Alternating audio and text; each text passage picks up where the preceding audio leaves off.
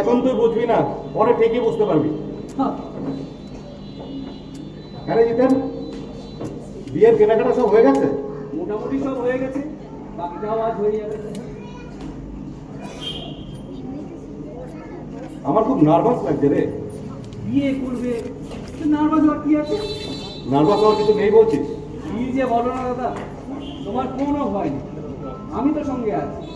সঙ্গেই যখন আছিস, বিয়েটা তুই করে ফেল না জিতেন। ও দাদা, তুমি মনে হচ্ছে ডোবাব। আরে জিতেন, জনি নামে কাউকে চিনিস? না তো, মানে কেন দাদা? একজন বলছিল তোর সঙ্গে নাকি মাঝে মাঝে দেখে। সামনে আর বলো না দাদা, মেয়েটা প্রথমে যার সঙ্গে প্রেম করতো, কিছুদিন পরই তার সঙ্গে ছাড়াছাড়ি হয়ে গেল। তারপরে আরেকজনের সঙ্গে কিছুদিন ঘোরাঘুরি করলো, সেটাও টিকলো না। মেয়েটা একদম ভেঙে পড়েছিল।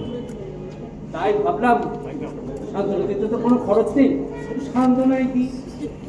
ব্যাস, তারপর থেকে কখনো ভিক্টোরিয়ায়, কখনো ঠাকুরিয়া লেকে, কখনো সিনেমা হলে নিয়ে গিয়ে সান্ত্বনা দিতে থাকলাম। ও বাবা, তারপরে একদিন কি বলে জানো, বলে শুধু সান্ত্বনাতে আমার দুঃখ যাচ্ছে না, আমাকে বিয়ে করে আমার দুঃখ সারিয়ে দাও। আমি বললাম ছি, এসব অসম্ভব কথা বলতে নেই। তখন সে বলে বিয়ে না করলে নাকি আত্মহত্যা করবে। মধ্যে পড়ে কথা দিয়ে এলাম বটে, তারপর থেকে আমি আর অমুক হইনি। শোন, বৌভাতের খাওয়া দাওয়ার ব্যবস্থা ভালো হচ্ছে তো?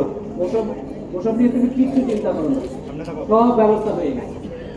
আচ্ছা, ফুলসজ্জা ঘাট সাজানোর জন্য কাউকে বলেছিস? সব কথা হয়ে গেছে, ওরা সময় মতো এসে সব সাজিয়ে দিয়ে যাবে। ও বাবা দাদা, এদিকে বলছে নার্ভাস লাগছে, বিয়েটা তুই কর, এদিকে ভেতরে ভেতরে তো ভালোই আনন্দ, তাই না? চুপ কর বাদে, যে কাজগুলো বাকি আছে সেগুলো সেরে ফেল। যদি কোনো গরমাল দেখি, ডান্ডা পেটা করে সোজা হাজতে ঢোকাবো।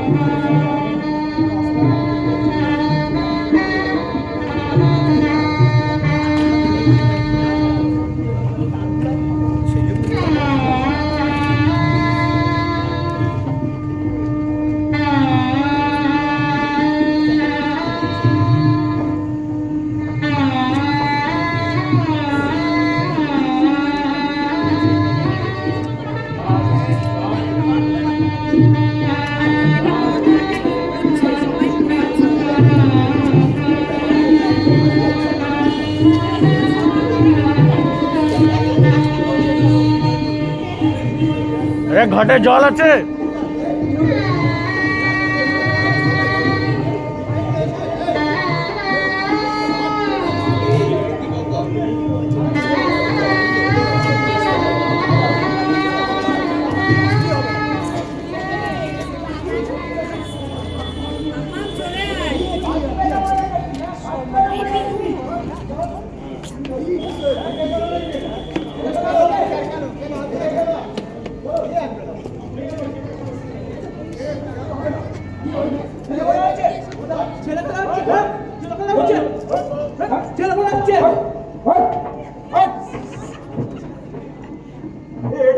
ঝামেলা হচ্ছে?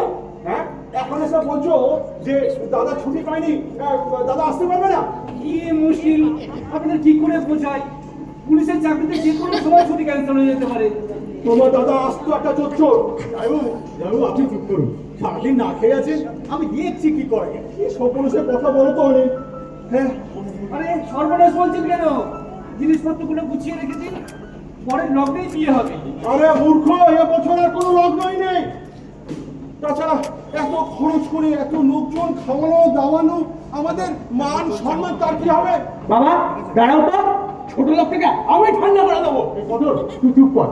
যাইবো আপনি চিন্তা করবেন, এ বিয়ে হতেই হবে। হ্যাঁ বুঝবো, একদম চিন্তা করবেন না। মাথা ঠান্ডা করে ভাবুন কি করা যায়। হ্যাঁ, আরে এই অবস্থায় মাথা ঠান্ডা রাখা যায়? রাখতেই হবে।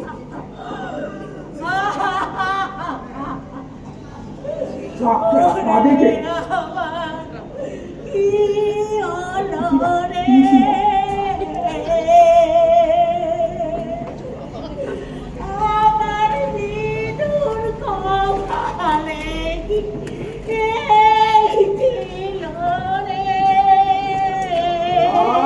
দিদি, অমন করে কেঁদে পাড়ার লোকজন জড়ো করো না। তবে আমি কেমন করে কাঁদব রে বলবো? তুমি ভেতরে যাও, ভেতরে যাও, এই মিনুকে সামলাও। আমরা বেটা ছেলেরা আছি তো এখানে। ওরে মিনু রে, আমি কেন বেটা ছেলে হলাম না রে? তুমি ঘরে যাও, ঘরে যাও, মিনুকে সামলাও। দিদিমা ঘরে যাও, যাও ঘরে যাও। ও দেখুন দেখুন, ওরে ভাই, ধরো ধরো ওকে, ধরো ধরো। পালাতে দেওয়া যাবে না। একে পালাতে দেওয়া যাবে না।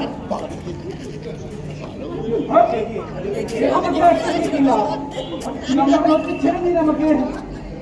কে বলেছে বিয়ে হবে না? আবার বিয়ে হবে। রূপমশাই, আপনি বিয়ের কাজ শুরু করুন। ফাইজলামি হইতেছে, ফাইজলামি হইতেছে আমার লগে। পরে দেখা নাই বিয়া কি কলা গাছের লগে হইব নাকি? কে বলেছে পরে দেখা নেই? কত আছে? আছে কই কই কই কই কই? এই তো বল।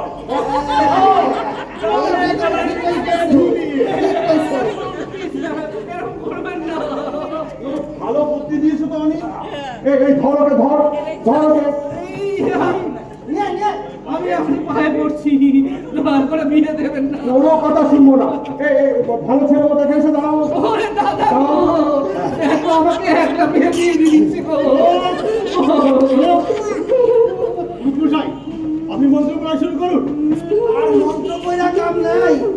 লগ্ন শেষ হইতে আর মাত্র 5 মিনিট বাকি আছে। তাড়াতাড়ি মাইয়েরে লইয়া আইসা পরে 4 থেকে 7 পা ঘুরে দিলেই হইব। ওরে রতন, ওরে মিনুকে নিয়ে আয়। আসছি বাবু। যা যা।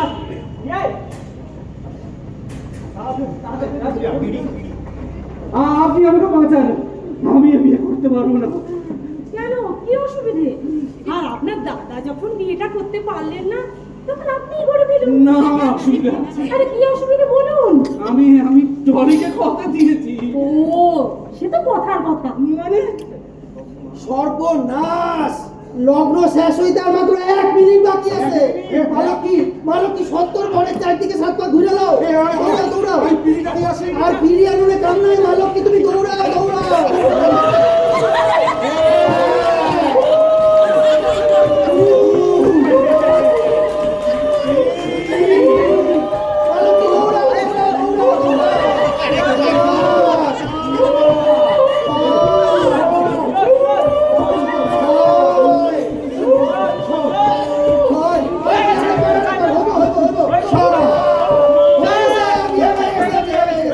যাক বাবা, ভালোভাবে সব কাজ সুসম্পন্ন হলো।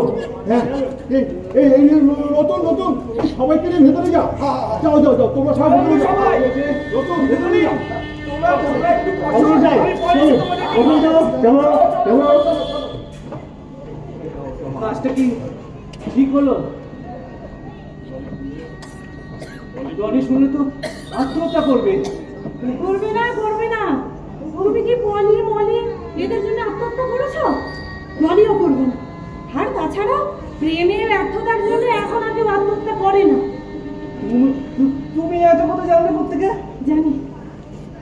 অনিল বাবু, অনিল বাবু, দেখো আমাকে জোর করে ধরে বিয়ে দিয়ে দিয়েছে। অনিল বাবু, শেষমেশ ভাই হয়ে দাদা সর্বনাশ করলি। না মানে বিশ্বাস করো, এটা জোর করে দিবে। এই যে অনিল বাবু, সব ঠিক মতো মিটেছে তো? সব ঠিক মতো মিটে গেছে, কোনো অসুবিধা হয়। সবার খাওয়া দাওয়া হয়ে গেছে? না না, আপনার জন্য তো অপেক্ষা করে আছে। ওরে হা করে দেখছিস কি? কি ভেবেছিলি? দাদা খালি চোর ডাকাতদেরই খবর রাখে, ভাইয়ের খবর কিছু রাখে না। বারবার এটা ওটা করার আগে, তোর হাত পা ভাঙার আগে তোর একটা পার্মানেন্ট ব্যবস্থা করে দিলাম, বুঝলি না? বুঝলি না? এই অনিল বাবু আমার দীর্ঘদিনের পরিচিত। একদিন এসে উনি ওনার ভাগ্নির ব্যাপারে আমাকে বললেন, আমিও খোঁজ খবর নিয়ে দেখলাম মেয়েটা ভালো। তারপর নিজেকে দেখানোর নাম করে তোকে নিয়ে এসে দেখিয়ে নিয়ে গেলাম। তোরও পছন্দ হলো, কিন্তু তুই তো ফুলে ফুলে ঢলে ঢলে বেড়াবি, বিয়ে করবি না। তাই অনিল বাবুর সাথে পরামর্শ করে দিলাম তোকে ফাঁসিয়ে। এ ব্যাপারে মিনু অবশ্য সব জানতো, আমি মিনুর কাছে কিচ্ছু গোপন করিনি। মিনু তোর ব্যাপারে সব জানে। নে এবার বল, আগে যা করেছিস করেছিস, এখন সব ভুলে যাবি। অনিল বাবু চল।